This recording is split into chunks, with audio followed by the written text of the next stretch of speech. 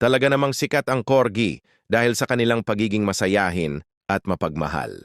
Sa pangkalahatan, ang Corgi ay itinuturing na mahusay at tapat na kasama para sa pamilya, lalo na sa mga bata at maging sa mga estranghero, subalit mayroon din silang ilang kakaibang katangian na dapat malaman.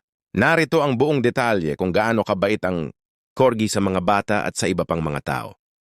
Corgi at ang mga bata, children. Ang Corgi ay karaniwang nakakasundo ng husto ang mga bata at sila ay nagiging napakatapat na kasama ng mga ito. Mga katangiang nagpapakabait sa kanila sa mga bata, masiyahin at mahilig maglaro, playful and high energy. Ang Corgi ay may mataas na antas ng enerhiya at mahilig makipaglaro. Dahil dito sila ay nagiging perpektong kalaro ng mga bata na aktibo rin. Hindi sila madaling mapagod sa paghabol o paglalaro ng fetch. Loyal at mapagmahal, loyal and affectionate. Sila ay napakaloyal sa kanilang pamilya at madalas ay bumubuo sila ng malalim na ugnayan sa kanilang batang tao. Ang Corgi ay handang sumunod sa mga bata sa loob ng bahay at maging protektibo sa kanila.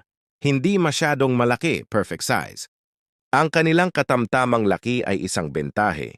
Hindi sila napakalaki na baka matumba ang bata at hindi rin sila napakaliit na baka akalain lang ng mga bata na sila ay laruan. Mga katangian na kailangang ingatan. Instinct sa pagpapastol, herding instinct. Ito ang pinakamahalagang bagay na dapat tandaan.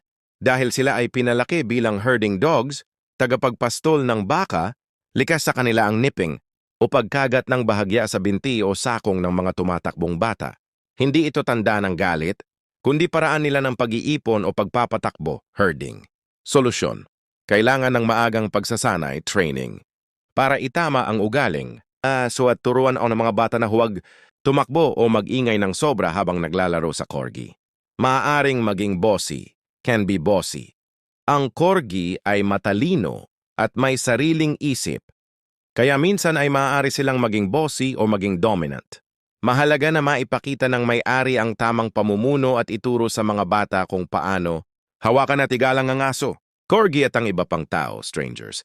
Pagdating sa mga taong hindi nila kilala, ang Corgi ay kadalasang palakaibigan at magalang. Mga katangiang nagpapakabait sa kanila sa estranghero, palakaibigan, friendly. Ang Corgi ay kilala sa kanilang pagiging outgoing at social. Kapag sila ay na-socialize ng maayos mula pagkabata, nakasalamuhan ng iba't ibang tao at lugar, madalas silang masiglang bumabati sa mga estranghero na may kasamang pagkaway ng buntot, waging, at malaking ngiti. Mabuting watchdog.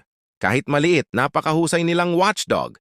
Dahil sa kanilang matatalas na pandinig, maririnig nila ang kahit anong ingay o pagpasok ng estranghero sa teritoryo ng bahay. Sila ay magtatahol ng malakas upang bigyan ka ng babala. Mga katangian na kailangang ingatan, pagiging maingay, barking. Anibayan na panididig watchdog ay baikring maging nuisance o problema.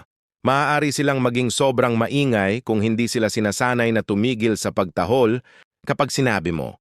Kado, pagiging protektibo, protective. Bagamat karaniwan silang palakaibigan, ang ilang Corgi ay natural na protektibo sa kanilang pamilya at teritoryo. Kaya kung may hindi sila gusto sa isang estranghero o kung nararamdaman nilang may banta, maaari ba silang magpakita ng pag-iingat lalo na kung hindi sila well-socialized. Bod. Ang Corgi ay may malaking puso para sa kanilang pamilya at sila ay isang kahangahangang kasama. Sila ay sobrang kabait, mapagmahal at tapat sa mga bata at sa mga tao sa pangkalahatan.